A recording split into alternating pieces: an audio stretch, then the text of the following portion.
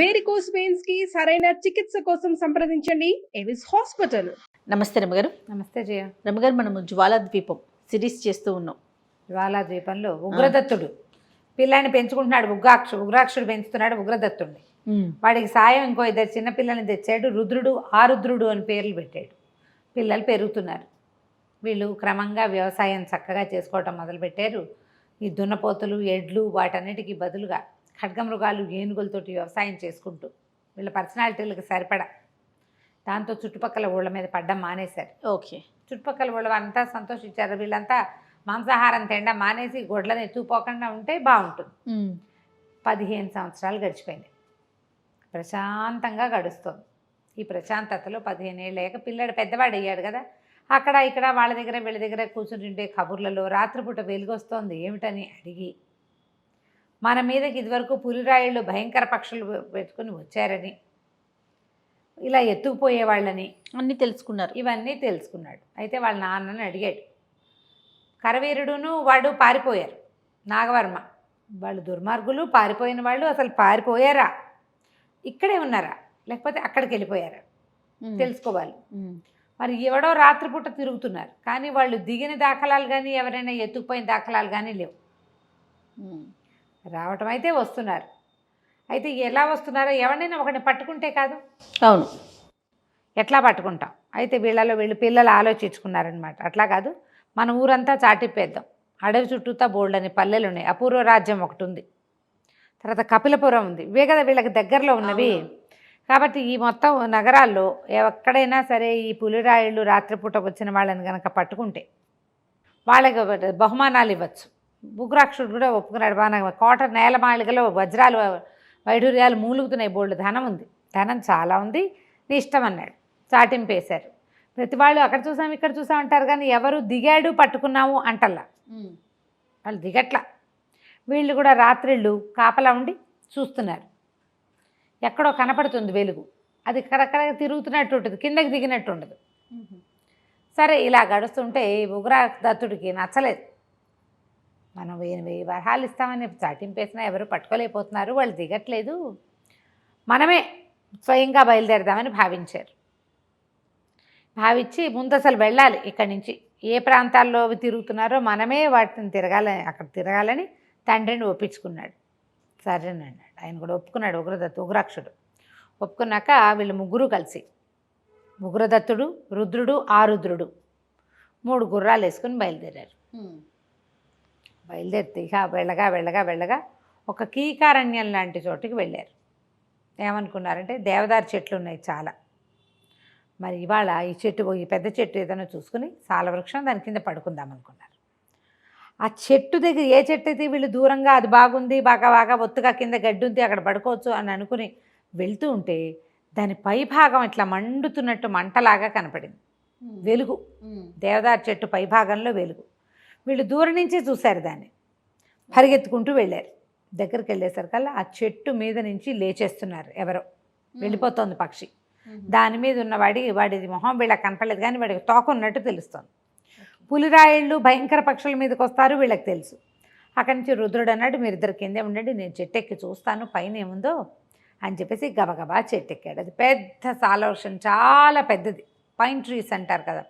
చివరి దాకా ఎక్కాక ఏం చెప్పాడంటే, దీని మీద నుంచి వాళ్ళు వెళ్ళిపోయారు, దూరంగా తిరుగుతున్నారు, వాళ్ళు పడమర వైపు వెళ్ళారు, కానీ అక్కడ ఏదో కోట ఉన్నట్టు కనపడుతోంది, చాలా పెద్దది.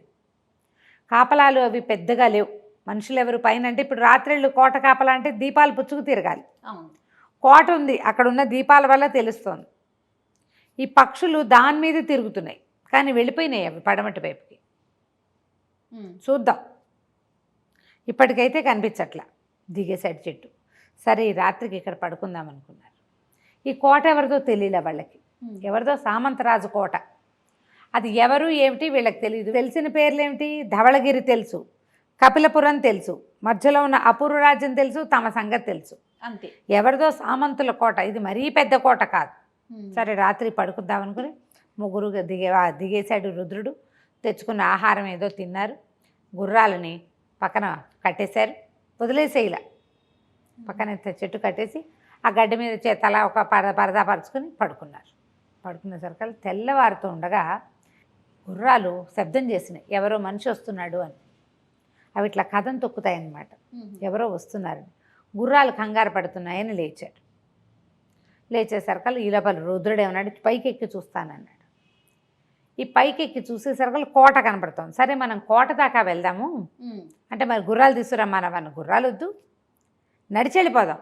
ఎంత దూరం ఉందంటే ఒక పావు కోసడి దూరం ఉంది. వీళ్ళంతా అడవిలో తిరిగేవాళ్ళు కదా, మహాకాయులు కూడా, బాగా భారీ శరీరాలు, నడిచి వెళ్ళిపోవచ్చు అనుకున్నారు.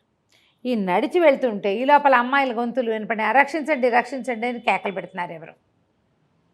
ఇప్పుడు అంత కోట ఉందా, కోటకి కాపలా లేదు రాత్రి. ఇప్పుడు కూడా వీడు పైకెక్కి చూశాడు, కోటలో ఏమి లేదు సందడి, కానీ కేకలు వినపడేసరికల్లా ఉగ్రదత్తుడు అన్నాడు, ఎవరినో ఎత్తుకుపోతున్నారు. మన కర్మగాలి, ఆ రాత్రి మనం ఇక్కడ చూసినటువంటి వాళ్ళు ఎవరో ఉన్నారు కదా, పక్షి మీద ఉన్నవాడు, వాళ్ళు ఏమైనా వీళ్ళు ఈ పని చేస్తున్నారా? వాళ్ళు ఇంతకుముందు రాత్రిళ్ళే వచ్చి పికప్ చేసేవాళ్ళు, తెల్లవారుతూ ఉండగా వెళ్ళిపోయేవాళ్ళు. చూద్దాం పదండి అని ఎక్కడో కేకలు వినపడితే, ఆడవాళ్ళని రక్షించాలి మనం, మనకు వాళ్ళు ఎవరో తెలియదు. అయినా కూడా ఇదైతేనే ట్రాప్ కూడా కావచ్చు. ఓకే, మొత్తం ముగ్గురు పరిగెత్తేసరికల్లా ఒక 6-7 ఆడపిల్లలు చెలికత్తల్లాగా ఉన్నారు. ఒక అమ్మాయి చాలా అందంగా ఉంది. ఓ 4 పులిరాయిళ్ళు ఆ అమ్మాయిని పట్టుకోవడానికి విశ్వ ప్రయత్నం చేస్తారు. ఆ అమ్మాయి ఒక పొద చుట్టూతో గిరికీలు కొడుతోంది దొరకకుండా. ఈ మిగిలిన వాళ్ళంతా కేకలు పెడుతున్నారు ఆవిడతో ఉన్న చెలికత్తలు. వీళ్ళు వెళ్ళేసరికల్లా ఏం చేశారు, ఒక చెట్టు మీద నుంచి ఒక పెద్ద వాళ్ళ లాంటిది పడింది వీళ్ళ మీద. ఉగ్రదత్తుడు దొరికిపోయాడు. రుద్రుణ్ణి పట్టేశారు. వీళ్ళకేమిటి, ఆయుధాలు లేవు, గుర్రాలు లేవు, పరిగెత్తుకుంటూ వచ్చారు. ఇక్కడ ఎవరో ఆడమనిషిని ఏదో ఇబ్బంది పెడుతున్నారు, రక్షిస్తాం మేము వస్తున్నాం ఉండన్నారు. ఏదో ఒక కత్తి ఉందంతే. ఇంకా వాళ్ళ దగ్గర విల్లంబులు పడుకుని లేచారు కదా, అవన్నీ అక్కడే ఉన్నాయి. సినిమాలలాగా అవన్నీ పుచ్చుకు తయారవ్వలేరు కదా. వీళ్ళు పట్టేసేసారు. అక్కడి నుంచి ఆ చిత్రసేనని కూడా పట్టుకున్నారు. ఆడవాళ్ళు కకావికలై పరిగెత్తారు. అని ఎత్తి పక్షుల మీద పడేశారు వీళ్ళని. వీళ్ళు పిచ్చి వెధవలా ఉన్నారు, వీళ్ళెవరో పనిమాల వచ్చి దొరికిపోయారు, వీళ్ళు ఎంత తెలియగలవాళ్ళు చూడాలి అంటున్నారు. ఉగ్రదత్తుడికి అర్థమైపోయింది నేను దొరికిపోయానని. రుద్రుడు ఏమయ్యారో తెలియదు. వీడిని పక్షి మీద వేశారు. ఆ పక్షి మించి తను కింద పడితే ఏమవుతాడో తెలియదు. భయంగానే ఉంది. ఇంక చేసేదేం లేదు, పట్టుబడిపోయి ఇంకేం చేస్తారు. అక్కడి నుంచి వాడన్నాడు, ఈ మన సుదర్శన్ మహారాజు కూతురు చిత్రసేన ఎంత తెలివైందో చూడాలి. వీళ్ళంతా మూర్ఖుల్లా ఉన్నారంటే వీళ్ళే మూర్ఖులు. ఈ కుర్రాడికి ఎవరినైతే మనిషిని పట్టుకున్నారో తాము తెచ్చిన అమ్మాయి సుదర్శనుడు అనే ఒక సామంతరాజు కూతురని చిత్రసేన అనే విషయం తెలియజేసాడు. ఓహో, రాజకుమార్తె అమ్మాయి, ఆమెను పట్టేసుకున్నారు. నా స్నేహితులు ఏమయ్యారో తెలియదు. అక్కడి నుంచి పక్షులు లేచే గాల్లోకి. చిత్రసేన ఏడుపు గొంతు వినపడుతోంది. గాల్లోకి పైకి లేస్తుంటే కొంత దూరం వెళ్ళేసరికల్లా మళ్ళీ ఏవో పక్షులు రావటం మొదలుపెట్టినాయి. వీడు మెలకుగానే ఉన్నాడు, చూస్తున్నాడు. కళ్ళు విప్పి కట్టేశారు. అదొక మన జాలి లాంటి దాంట్లో ఉంది మొహం. చూస్తూ ఉంటే ఈ పక్షి మీద ఉన్నారు. ఈ పక్షి నుంచి పడిపోకుండా పట్టుకున్నారు. వీడిని నడుం దగ్గర ఉన్న దట్టితో పట్టుకున్నారు. ఆ వచ్చేసరికల్లా ఎలుగుబంతి, అక్కడి నుంచి ఎలుగుబంటి రాయిళ్ళు ఎవరో కొంతమంది భల్లూక రాయిళ్ళు కేకలు పెట్టారు ఈ పక్షుల మీద ఉన్నవాళ్ళు. వీళ్ళు వెళ్తున్న 2 పక్షులు కాకుండా ఇంకో 2-3 పక్షులు చేరినాయి. అన్నీ కలిసి తూర్పు వైపుకి వెళ్తున్నాయి. భల్లూక రాయిళ్ళు అన్నారు. ఆ భల్లూక రాయిళ్ళు ఎవరో వస్తున్నారు. వీళ్ళు పరిగెడుతుంటే అప్పటిదాకా చల్లగా గాలి, అసలు ఈ పైనుంచి వెళ్తూ ఉంటే మనం కింద పడిపోకుండా ఉంటామో లేదో తెలియటల్లా వీడికి. సడన్గా ఒక వేడి వాతావరణం వచ్చేసింది. అప్పటిదాకా చలిగాలి, మొహానికి ఎడాపెడా తగులుతున్న గాలి ఏమీ లేదు. వేడి గాలిలోకి లోపలికి వెళ్తున్నట్టు తెలిసింది. ఇదేనేమో జ్వాలాద్వీపం అంటే మామూలుగా ఏమనుకుంటాం, ఉల్కాముఖాలు అంటే మన ఏమంటారు వాటిని, అగ్నిపర్వతాలు ఉండాలి. జ్వాలాద్వీపం అంటే అదే, జ్వాలాముఖి అంటే అగ్నిపర్వతం, జ్వాలాద్వీపం అంటే నిప్పులు వచ్చేది ఏదో ఉంది ఇక్కడ. అందుకే ఈ పక్షులకి ఇట్లా నోట్లో నుంచి నిప్పులు వస్తాయి. కానీ వాటికి నిప్పంటే భయం. కదా, ఇదివరకు కాల్చేశారు కదా వీళ్ళు. అక్కడి నుంచి వెళ్తోంది. ఇది దాటి, ఈ వేడిని దాటి కొంచెం చల్లబడే సమయానికి ఆ భల్లూక రాయిళ్ళు వచ్చి పడిపోయారు. భల్లూక రాయిళ్ళు అంటే వాళ్ళు కూడా ఇలాంటి పక్షుల మీదే ఉన్నారు, కానీ ఎలుగొడ్డు చర్మాలు ధరించి ఉన్నారు వాళ్ళు. అక్కడి నుంచి వీళ్ళిద్దరూ ఇతని మీద ఉన్నారా, బండి మీద, ఈ పక్షి మీద 2 మనుషులుండి వీడిని కూడా ఎక్కించారు. ఉగ్రదత్తుని కూడా పడేశారు. అక్కడి నుంచి ఇంకో పక్షి వచ్చి వీడి మీద యుద్ధానికి పడింది. వాళ్ళు చేడా మడా యుద్ధం చేసుకున్నారు. ఈ యుద్ధంలో మనం పడిపోతే ఎక్కడో ఆకాశంలో ఉంది, పడితే ఎక్కడ పడతామో తెలీదు, నా స్నేహితులు ఏమైపోయారో తెలీదు, ఆ రాజకుమార్తె ఏమైపోయిందో తెలీదు. ఉగ్రదత్తుడికి పరిపరి విధాలు పోతాం, తెలివి తక్కువగా వచ్చామా, ఏం చేస్తాం ఇప్పుడు, అక్కడెక్కడికో వెళ్ళిపోతే మళ్ళీ ఎలా వస్తాం. ఈ గాల్లో ప్రయాణం చేసింది కూడా ఈజీగా 1 గంట 2 గంటలు ప్రయాణం చేసినట్టు తెలుస్తోంది. అంటే అది నేల మీద కనీసం 10-15 గంటలు జర్నీ చేస్తే కానీ అది మీట్ కారు.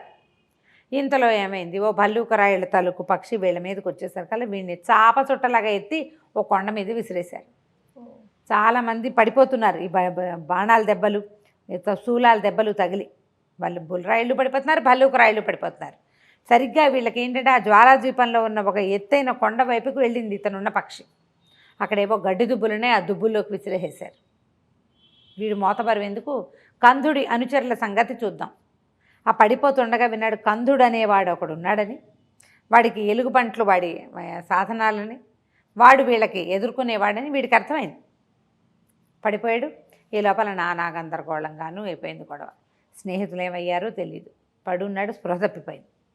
మెల్లిగా కాసేపటికి స్పృహ వచ్చేసరికల్లా అతనికి మెలకు వచ్చి కొంచెం చూస్తే దూరంగా 2 తోడేళ్ళు హా అని నాలికలు బయటికి చాపి వగరుస్తూ చూస్తున్నాయి వీడికేసి. కట్టేసి ఉన్నాయి చేతులు కాళ్ళు, మొహం కూడా నెట్లో ఉంది. ఎట్లా వాటి నుంచి ఇదవుతారు? అక్కడి నుంచి వీడు కాళ్ళు చేతులు విదిలించుకున్నాడు. ఎలాగో అరుద్దామని ప్రయత్నం చేశాడు, బెదిరించేసాడు, వాటిని అరవగలిగాడు. ఈ లోపల ఏమైంది, ఇంకొక నల్లటి ఆకారం ఏదో వచ్చింది అతని దగ్గరికి. ఇలా గీరింది, దగ్గరకు వచ్చేది. కొంచెం చీకటిగా ఉంది, కనపట్ల. తెల్లవారు చావున వీళ్ళేమో మామూలు తెల్లారిన తర్వాతే ఈ రాజకుమార్తెను చూశారు. ఇక్కడికి వచ్చేసరికి ఇది చీకటిగా ఉంది. వాడు ప్రయాణం చేసింది 2-3 గంటలే అని భావిస్తున్నాడు. ఓకే, కానీ ఇక్కడ రాత్రి ఉంది. దాంతో తనకి టైం బౌండ్ ఇది అర్థం కావట్లేదు అనమాట. అక్కడికి ఇక్కడికి ఏం తేడా ఉందో తెలియదు. ఏదో సముద్ర తీరం అని అనిపిస్తోంది, ఏదో ఒక మన అగ్నిపర్వతం అని తెలుస్తోంది, ఇదేదో కొండ మీద ఉన్నామని అర్థం అవుతుంది, కానీ టైము గీము ఏం తెలియట్లేదు. ఇంతలో ఇదిగో ఇక్కడ ఉన్నాడు అంటూ మాటలు వినపడ్డాయి. 2 భల్లూకరాయులు దగ్గరకు వచ్చి తన తలకాయ తిప్పి చూశారు, తాళ్ళు కత్తిరించేశారు. జీవిచున్నావా, బాగానే ఉన్నావా అని అడిగారు. బాగానే ఉన్నాను, దాహం వేస్తుంది అన్నాడు. అనేసరికి వాళ్ళు ఏం చేస్తారు, సొరకాయ బుర్ర తీసి మంచినీళ్ళు తాగడానికి ఇచ్చారు. నీళ్ళు తాగేశాడు. నీళ్ళు తాగాక కొంచెం ఓపిక వచ్చింది. మరి మీరు శత్రువులా మిత్రులా అని అడిగాడు. నువ్వు మా సైన్యాధిపతి దగ్గరికి వచ్చి మాట్లాడాక నీకెవరో తెలుస్తుంది, పద మాతోటి నడవగలవా అన్నారు. నడవగలడు వీడు. సరే లేపి నుంచోబెట్టారు. కాస్త కాళ్ళు చేతులు విదిలించుకున్నాడు. వాళ్ళతో పాటు నడవటం మొదలుపెట్టాడు. ఇప్పుడు ఇతను భల్లూకరాయుళ్ళ యజమాని అయినటువంటి కందుడిని కలవడానికి వెళ్తున్నాడు. వాళ్ళు తమ ప్లేస్లో లేరు. చిత్రసేన ఏమైందో తెలీదు, ఆరుద్రులిద్దరూ ఏమైపోయారో ఇతనికి తెలీదు. తన మటుకు తను మాత్రం నడిచి వెళ్ళి కందుడిని కలవడానికి వెళ్తున్నాడు. తర్వాత భాగంలో ఏమైందో మళ్ళీ చెప్పుకుందాం. తప్పకుండా. నమస్తే.